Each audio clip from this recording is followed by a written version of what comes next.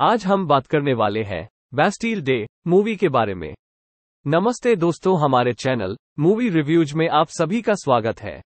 Movie के बारे में बात करने से पहले अगर अभी तक आपने हमारे चैनल को सब्सक्राइब नहीं किया तो जल्दी सब्सक्राइब कीजिए और लेटेस्ट अपडेट पाने के लिए नोटिफिकेशन आइकॉन को भी प्रेस कीजिएगा। मूवी के शुरुआत में हमें पेरिस के एक शहर को दिखाया जाता है जहां हम बहुत सारी भीड़ को देखते हैं। लेकिन तभी वहां एक लड़की आ जाती है जिसने कोई भी कपड़ा नहीं पहना होता है और वो लड़की बिना कपड़ों के ही आकर इस भीड़ के सामने अपनी अदाएं दिखाने लगती है। अब इस भीड़ में जितने भी मर्द लोग थे वो काफी एंजॉय करने लगते हैं, लेकिन इनको पता नहीं था कि यह लड़की बस इनका मन डिस्ट्रैक्ट कर रही है। जबकि दूसरी ओर एक लड़का जिसका नाम माइकल मेसन है वो सभी लोगों की जेब से कुछ ना कुछ चोरी कर रहा होता है। अगले सीन में हमें दिखाया जाता है कि वो लड़की मेसन से एक रेलवे स्टेशन पर मिलती है और यहाँ पर हमें ये पता चलता है कि ये दोनों ही लोगों को बेवकूफ बनाकर इसी तरह से चोरी किया करते थे। अब वो दोनों ट्रेन के अंदर चढ़ जाते हैं, लेकिन मेसन देखता है कि ट्रेन के अंदर पुलिस आ चुकी है, इसलिए वो ट्रेन से उतर जाता है और वो लड़की ट्रेन के साथ ही चली जाती है। इसके बाद ये सीन यहीं पर कट हो जाता है।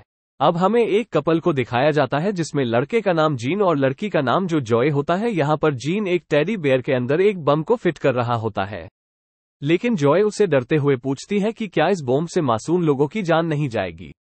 तब जीन कहता है कि इस बम से किसी भी मासूम की जान नहीं जाएगी, क्योंकि यह बम हम एक खाली जगह पर रखने वाले हैं। ये बम सिर्फ गवर्नमेंट को डराने के लिए है। इसके बाद जॉय इस बम को लेकर एक बिल्डिंग के अंदर चली जाती है। अब प्लान के मुताबिक यहाँ पर किसी को नहीं होना चाहिए था, लेकिन इस बिल्डिंग के अंदर काम करने वाले बहुत सारे लोग मौजूद थे, इसलिए जॉय इस बम को यहाँ नहीं रखती और अपने साथ ही ले जाती है। दूसरी ओर हमें माइकल मेसन को दिखाया जाता है जो कि एक रेस्टोरेंट में बैठकर लोगों को आते जाते देख रहा होता है। दरअसल वह एक चोर है और यहाँ पर किसी ऐसे आदमी की तलाश कर रहा है जिससे वो मोटी रकम को चोरी कर सके। लेकिन तभी उसकी नजर जॉय पर जाती है जिसके हाथ में वही बम वाला बैग होता है और वह सीढ़ी पर बैठकर अपने बॉयफ्रेंड को फोन करती है और बताती है कि वह इस बम को उस बिल्डिंग में नहीं रख पाई है, क्योंकि उस बिल्डिंग में बहुत सारे लोग मौजूद थे। अब ये बात सुनकर जॉय का बॉयफ्रेंड उस पर गुस्सा करने लगता है, जिस पर वो फोन को काट देती है और रोने लगती है। लेकिन ये सब मेसन देख रहा होता है। अब वो जॉय के पास आकर उसके बैग को चुरा कर ले जाता है। अब माइकल मेसन जब उस बैग को चेक करता है तो उसमें एक टेडी बियर और एक फोन निकलता है। माइकल अब फोन को अपने पास रख लेता है और बैग को वहीं पर फेंक कर वहां से जाने लगता है और तभी एक धमाका होता है जिससे माइकल भी इंजर्ड हो जाता है। इसके बाद हम जीन के दो दोस्त मास्टरमाइंड रफी को दिखाया जाता है जिससे पता चलता है कि बम अपने टारगेट पर ब्लास्ट ना होकर कहीं और ब्लास्ट हुआ है। लेकिन रफी कहता है कि बम चाहे कहीं भी ब्लास्ट हुआ हो, हमें तो शहर के लोगों में बस डर बैठाना है। इसलिए वो गवर्नमेंट के लिए एक मैसेज छोड़ता है कि अगर उनकी शर्तों को नहीं माना गया तो वो 36 घंटे के अंदर पूरे पेरिस शहर को घुटनों पर ले आएगा। इसके बाद हम फ्रांस के इंटेलिजेंस के चीफ को दिखाया जाता है जिसका नाम विक्टर होता है। विक्टर पब्लिक के सामने आकर एक अनाउंसमेंट करता है और बताता है कि पूरी सिचुएशन हमारे कंट्रोल में है और किसी को भी डरने की कोई जरूरत नहीं है। इसके साथ ही वो कहता है कि वो परेड हर साल जिस समय पर होती है वो इस साल भी उसी समय पर होगी। तभी विक्टर का एक आदमी मेसन की तस्वीर लेकर आता है और विक्टर को बताता है कि जो बम ब्लास्ट हुआ है वो लास्ट टाइम इसी आदमी के पास दिखाई दिया था। इसलिए विक्टर उसकी तस्वीर को CIA को भेजने के लिए कहता है। इसके बाद हमें CIA के एजेंट शोन को दिखाया जाता है जो कि अपने डिपार्टमेंट के लिए अलग ही काम करता है, जिसकी वजह से उसे हमेशा अपने सीनियर की डांट खानी पड़ती है।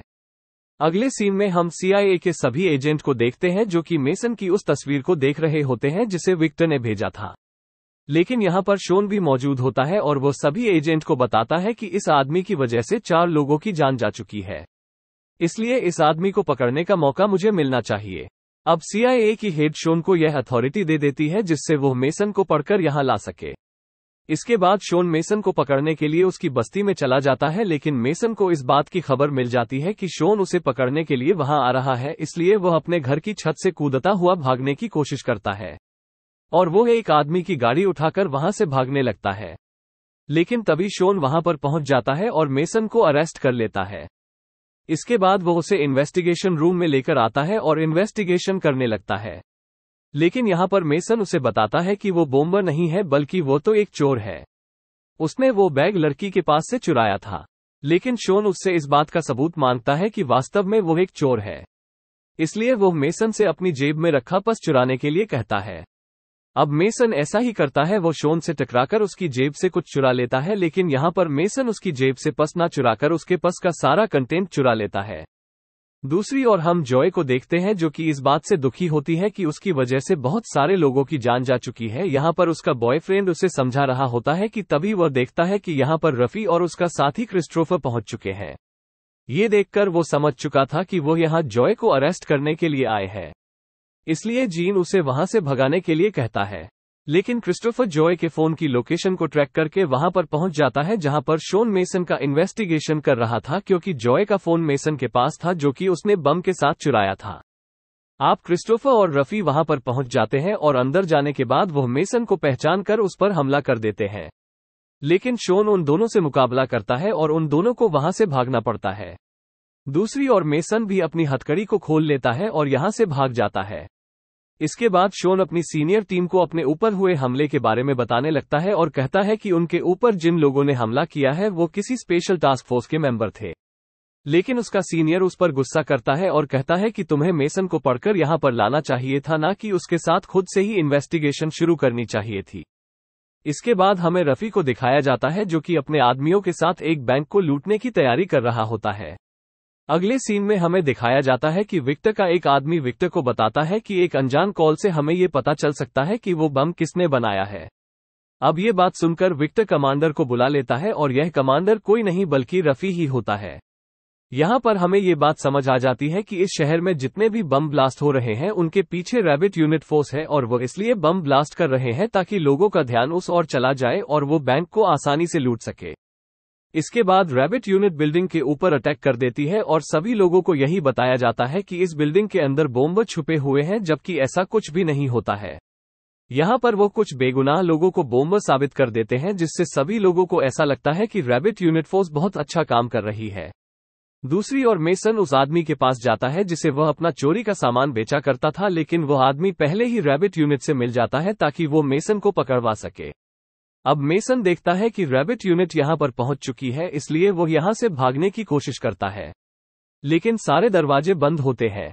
लेकिन वो कैसे भी करके यहां से बाहर भाग जाता है। तभी वहां पर शॉन आ जाता है और उसको वहां से बचा कर ले जाता है। अब वह रास्ते में मेसन से कहता है, अगर तुम्हें खुद को बेगुनाह साबित करना है तो इसके लिए तुम्हें मेरा साथ देना होगा और इसके लिए हमें सबसे पहले जॉय तक पहुंचना होगा।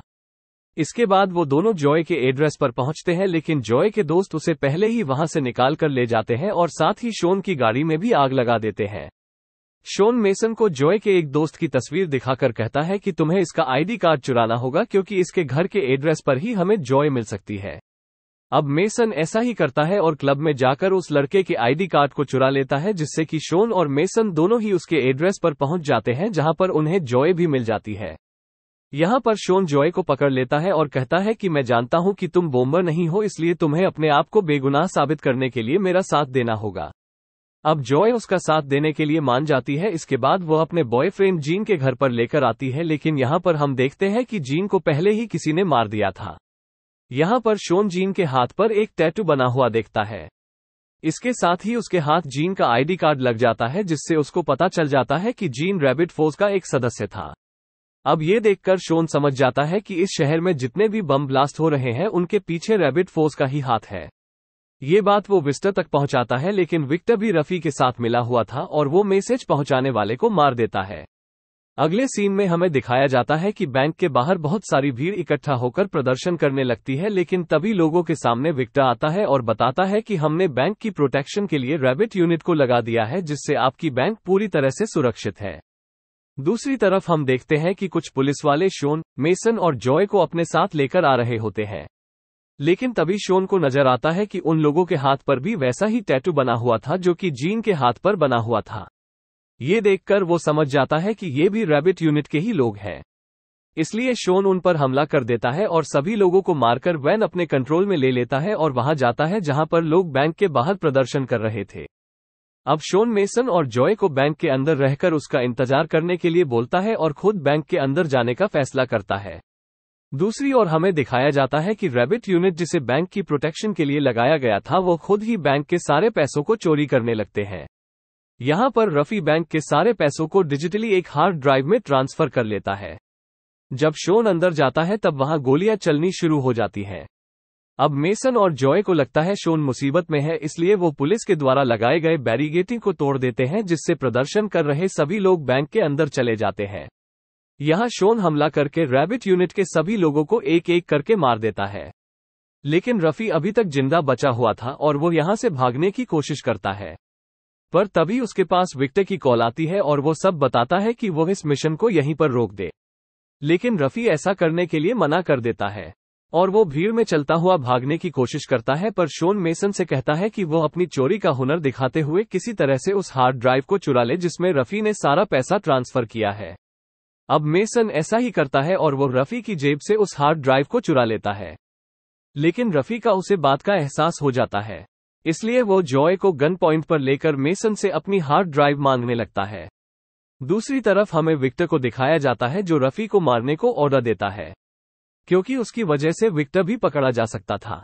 इसके बाद विक्टर उस आदमी के पास जाता है जिसके पास मेसन अपना चोरी का सामान बेचा करता था और कहता है कि वो मेसन को इस बात के लिए मनाए कि वो हार्ड ड्राइव के बदले उसको $1,00,000 और एक पासपोर्ट देगा, जिससे वो इस देश छोड़कर यहां से जा सकेगा।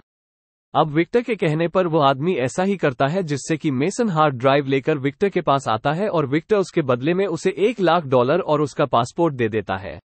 लेकिन हार्ड ड्राइव लेने के बाद विक्टर मेसन के साथ गद्दारी करता है और उसे गन से शूट करने ही वाला होता है, तभी वहां पर शोन कई सारे पुलिस वाले के साथ वहां आ जाता है। दरअसल ये प्लान शोन और मेसन का ही था, जिससे वो विक्टर की असलियत सबके सामने ला सके। इसके बाद विक्टर को अरेस्ट कर लिया जाता है। आप मेसन शोन से कहता है कि क्या वो CIA को ज्वाइन कर सकता है। इस बात पर शोन हंसने लगता है और इसी सीन के साथ मूवी एंड हो जाती है। अगली मूवी के रिव्यू आने तक के लिए नमस्कार। तो दोस्तों, ऐसे ही मजेदार मूवीज के स्टोरीज जानने के लिए चैनल को सब्सक्राइब कीजिए और कमेंट करके बताइए आपको ये स्टोरी कैसी लगी। मिलते हैं नेक्स्ट वीडियो में। Bye bye.